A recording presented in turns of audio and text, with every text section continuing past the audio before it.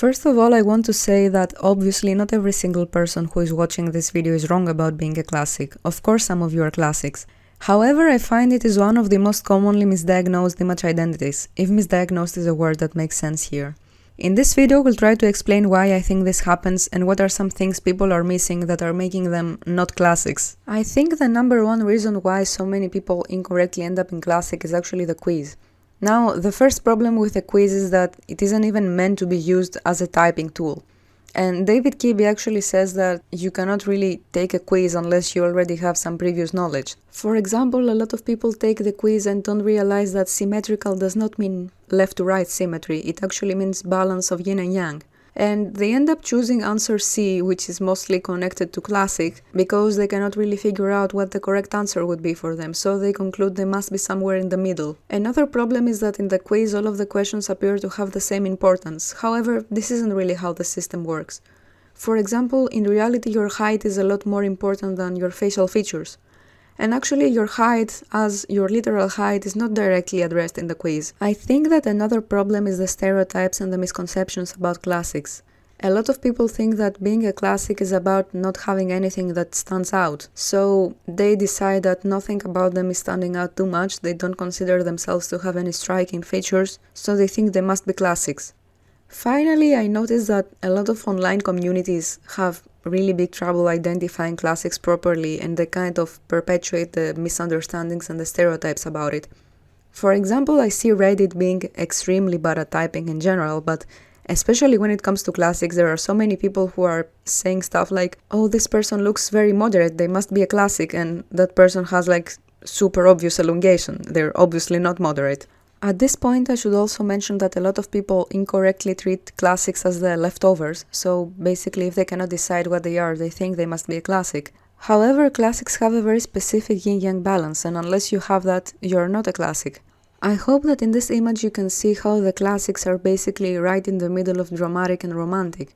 The dramatic classic isn't just a shorter dramatic, she is less narrow, less elongated, she is nearly half yin. And similarly, the soft classic is not just a less curvy romantic, she's almost half yang. They are right in the middle. It is a very specific balance. Now, let's get into some of the signs that you aren't actually a classic. And the first one is you are petite. And I mean petite in the Kibbe meaning of the word. That means being small in all directions, being short and narrow, and needing very precisely fit silhouettes.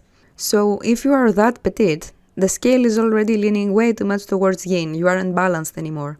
And I see quite a lot of people who are very obviously petite, and they should be like in the theatrical romantic soft gamine realm, and they actually think they are balanced, maybe because they prefer a more classic style. I mean, mostly the aesthetics that are associated with classic, not necessarily what classic means in the Kibbe system. But the misconceptions about aesthetics and Kibbe are definitely playing a role in this. So yeah, in this photo you can see a soft classic on the left and a theatrical romantic on the right. You can see there is a very obvious difference in scale. In the Kibbe system, yang means sharp, elongated, large scale, while yin means short, rounded, small scale. Classic is somewhere in the middle when it comes to scale, because she is in the middle of yin and yang. So if you are so petite that you are already towards the yin side of the scale, then you are not balanced, you are not a classic.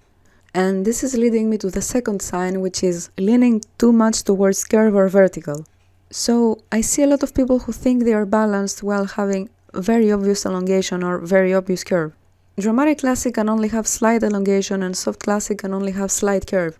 Here we have a soft classic on the left and a dramatic classic on the right, and this kind of becomes more self-explanatory when you look at them. So if you have very long limbs, for example, then you're not balanced, you cannot be a classic.